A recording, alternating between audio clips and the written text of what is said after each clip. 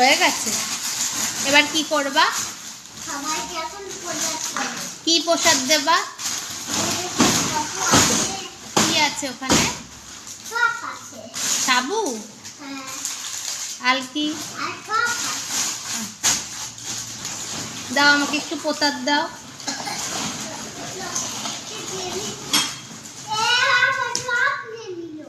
হ্যাঁ, যা সব লোকগুলোকে ভরে দিলি বস্তার মধ্যে। দুষ্টু, সব লোককে বস্তায় ভরে দিলি, এবারও প্রসাদ দেবে কি করে?